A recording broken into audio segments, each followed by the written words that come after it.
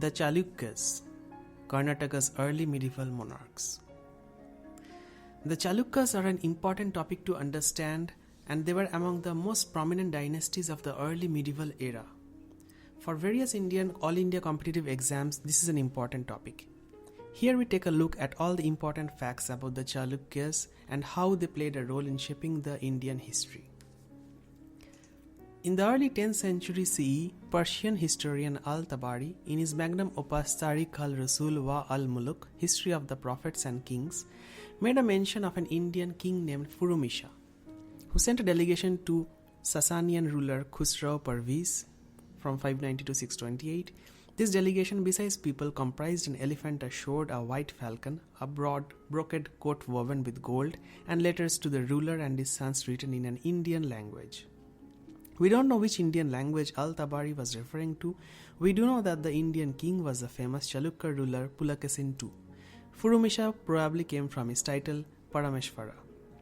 The Chalukyas were among the most prominent dynasties of the early medieval era, and they ruled across the Deccan and South India between the mid-6th century and mid-8th century CE. However, we don't know much about their origins. Their recorded story starts with the famous inscription dated to 543 CE, found inside a cave in the ancient city of Vatapi, modern-day Badami in Karnataka. It was issued by Pulakeshin I under the title Vallabheswara. It credits Pulakeshin I with the fortification of Vatapi. It states that he performed the Ashwamedha sacrifice here, and describes the Chalukyas as Haritiputras, who were nursed by the Saptamatrikas, or 7 Hindu mother goddesses. He is also mentioned as the son of Rangaraga and the grandson of Jayasimha. K. Nilakanta Shastri, a noted scholar of South Indian history, believes the Chalukyas were initially vassals of the Kadamba dynasty that ruled northern Karnataka from their capital Banavasi between 345 CE and 525 CE. Pulakeshin I must have declared independence by taking control of the area around Vatapi. But historian Durga Prasad Dikshit theorizes that Jayasimha was a feudatory of the Rashtrakutas of Manapura and captured the former Kadamba territory, that is Vatapi, as their subordinate and declared his sovereignty. Interestingly, the 11th century CE Kashmiri poet Bilhana, who was appointed as a Vidyapati in the court of Vikramaditya VI, a later Chalukya ruler, mentioned in his epic Vikramanka Devacharita that once during his meditation, Brahma was requested by Indra to produce a warrior who could put an end to the godlessness in the world and punish the wicked. One such individual was created by the water of his Chuluka, a small vessel, whose family thus came to be known as the Chalukyas. Of course, this is just a legend. Let's see where it all began. The Chalukyas came into the limelight with the accession of Pulakeshin I in 540 to 567, and thus he is often considered to be the founder of the dynasty. English epigraphist J.F. Fleet suggested that his name was a hybrid of Kannada and Sanskrit and meant tiger-haired. Pulakeshin I was succeeded by his sons, first Kirtivarman I and then Mangalesha. The Aihol Prashasti of Pulakeshin II mentions Kirtivarman in 566 to 591 CE as a night of doom for the Nalas, the Mauryas and the Kadambas. It was with Pulakeshin I that the territorial expansion of the Chalukyas started. My apologies. It was with Kirtivarman I that the territorial expansion of the Chalukyas started. Kirtivarman I defeated the Nalas, who were ruling in Nalavadi, which lay near present-day Bellary and Kurnool districts. He also defeated the Mauryas of the Konkan, who ruled the coastal region of present-day Maharashtra, and the remaining branches of the Kadamba dynasty, which ruled the present areas of North Kannada, Belgaum and Dharwar. A copperplate inscription issued by Kirtivarman I in the 12th year of his reign, found at Godachi in present-day Belgaum district, states, Kirtivarman I surpassed all his kinsmen in diplomacy and valor. He was well versed in the meaning of all the Shastras and their interpretations along with the Smritis, and he felt delighted in fostering justice to his subjects. Kirtivarman I was succeeded by his younger brother Mangalesha, probably because his son Pulakeshin II must have been a minor. Mangalesha is credited with commissioning the Maha Kutta pillar inscription in present-day Bagalkot district of Karnataka. This sandstone pillar, inscribed in Sanskrit in the old Kannada script, is an important source on the Badami Chalukas. It provides information about the Chalukya lineage, their military expeditions, their conquests, and early monuments. It also suggests that Mangalesha wanted to expand the Chalukya kingdom northwards and planned to set up a pillar of victory on the banks of the Bhagirathi river. Although he could not achieve this, he managed to defeat Kalachuri ruler Buddha Raja and extend his kingdom up to Nashik first and then present-day southern Gujarat. Besides political details, the Mahakutta pillar inscription also lets us know that under the Chalukyas, Kannada as a language enjoyed royal support and soon became the predominant language of epigraphs and coins. An inscription by Mangalesha is also found in Badami cave number 3, helping us date the cave temples here as one of the earliest monuments by the Chalukyas, built between the 6th and 8th centuries CE. The valleys of the Mallaprabha where Badami lies and the Ghataprabha, both tributaries of the Krishna river, form the very fertile heart of the farm-based economy of this early empire. Badami, along with Aihole and Pattadakal, formed the triumvirate of urban centers of the early Chalukyas. Badami was the capital city, Aihole became a religious center, and Pattadakal was where the kings were crowned. And together they formed one of the epicenters of Hindu temple architecture in the Deccan.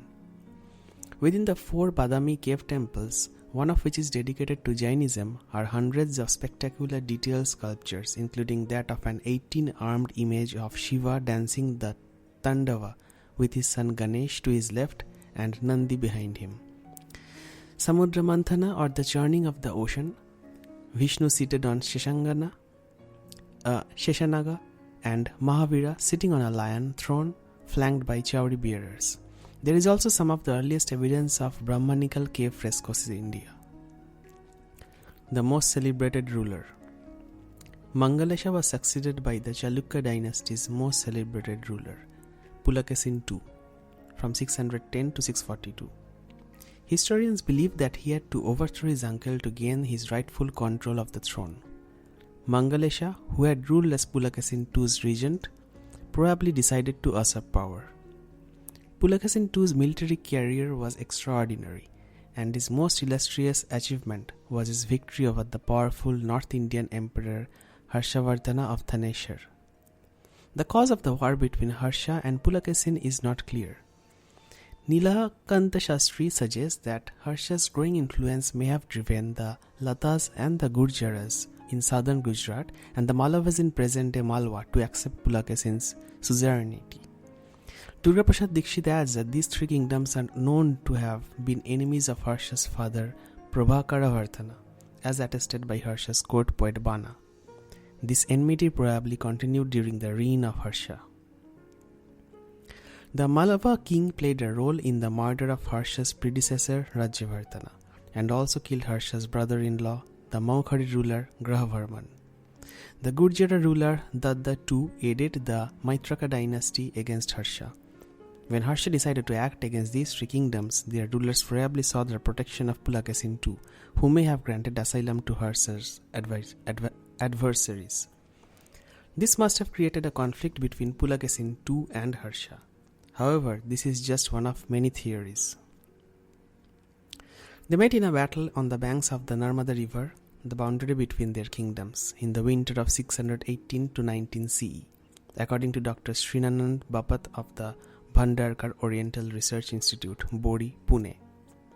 Chinese traveler Huensang, who visited the court of Pulakeshin II, mentioned the war between the two and Pulakeshin victory over Shiladitta or Harsha. He wrote, "He is of the Kshatriya caste and his name is Pulakeshin. His plans and undertakings are widespread and his beneficent actions are felt over a great distance. At the present time, Shiladitta Maharaja has conquered the nations from east to west and carried his arms to remote districts. But the people of this country alone have not submitted to him. He has gathered troops from the 5 Indies and summoned the best leaders from all countries, and himself gone at the head of his army to punish and subdue these people, but he has not yet conquered their troops. The Aihal Prashasti, dated to 634 CE, was issued during Pulakesin II's reign and composed by his court poet Ravikirti. And it is in this inscription that we for the first time see the earliest epigraphical reference to the term Maharashtra. Ravikirti wrote that his king has divided his empire into Trik Maharashtrakas, or 3 great provinces, each comprising of 99,000 villages. Records tell us that Pulakesin II's queens were princesses from the Alupa dynasty of South Kannada and the western Ganga dynasty of Talakad. From Pulakesin's interaction with the ruler of Persia, we also know that the Chalukyas were aware of and actively involved in making connections overseas. Pulakesin II had over time raided various provinces and forts of the Pallava dynasty. In fact, both the kingdoms fought several battles without conclusive results. Around 642 to 43 CE, an army led by Pallava king Narasimhavarman I invaded Vatapi, defeated and probably killed Pulakesin II, and managed to create such havoc that the city was never capital again. The Pallavas overwhelmed the Chalukyas to such an extent that the dynasty took a few decades to build itself back. Meanwhile, Pulakesin's brother Kubja Vishnuvardhana, 624 to 41 CE, had branched out and carved out a new empire in the eastern Deccan which came to be known as the Eastern Chalukyas, also known as the Chalukyas of Vengi. This dynasty ruled from 624 to 1189 CE before becoming vassals of the imperial Cholas. They were responsible for much of the early efflorescence of Telugu culture, literature, poetry and art. The Badami Chalukya dynasty went into a brief decline following the death of Pulakesin II due to internal feuds when Badami was occupied by the Pallavas for 13 years. It recovered during the reign of Vikramaditya I, who succeeded in pushing the Pallavas out of Badami and restoring order to the empire. Fascinatingly, Vikramaditya I took the title Rajamalla, literally the sovereign of the Pallavas. Pattadakal's magnificent temples. The later Chalukyan rulers made their mark in temple building activities, and we owe the UNESCO World Heritage Site of Pattadakal to them. The most magnificent temple here is the Virupaksha Temple, built around 740 CE. In inscriptions, it is referred to as Sri Lokeshwara Mahachila Prasada after its sponsored queen Lokamahadevi. She got the temple built to commemorate the victory of her husband Vikramaditya II, 733 to 746, over Kanchi, the capital of the Pallavas. He was helped by Western Ganga king Sri Purusha in his expedition. Interestingly, it is believed that the famous 8th century Kailasha temple at the Ellora caves was modelled on this temple. However, the Virupaksha temple itself was modelled on the Kailasanatha temple at Kanchipuram, which was built in 700 CE. Pattadakal's monuments reflect a fusion of 2 major Indian architectural styles, one from North India, Rekhanagara Prasada, and the other from South India, Dravida Vimana. Most of the temples house a Garbhagriha, or a sanctum sanctorum, which leads to an Antarala, vestibule, which is joined by a pillared mandapam, or a hall. The image of the deity is kept on a pitha, or a pedestal. On top of the sanctum rises a shikhara, spire, that has a kalash, pitcher, with coconut and mango leaves at its finial. Vikramaditya II's son Kirtivarman II was the last ruler. His reign was continuously troubled by the growing power of the Rashtrakutas and Pandyas, and he finally succumbed to the onslaught of Dantidurga, the Rashtrakuta chief who ruled the Ellora reign in modern-day Aurangabad in Maharashtra. Thus came to end the 2 centuries of Badami Chalukyas. However, in the 10th century CE, the Chalukyan Empire had a second innings. This dynasty is known as the Western Chalukyas or the Kallani Chalukyas after their new capital city of Kollayani, which is modern-day Bassavakalan in Karnataka. The dynasty ruled from 957 to 1189 CE before they were defeated and their empire was absorbed by the Hoysalas from 10th to 14th century CE. Thank you very much for listening. Thank you.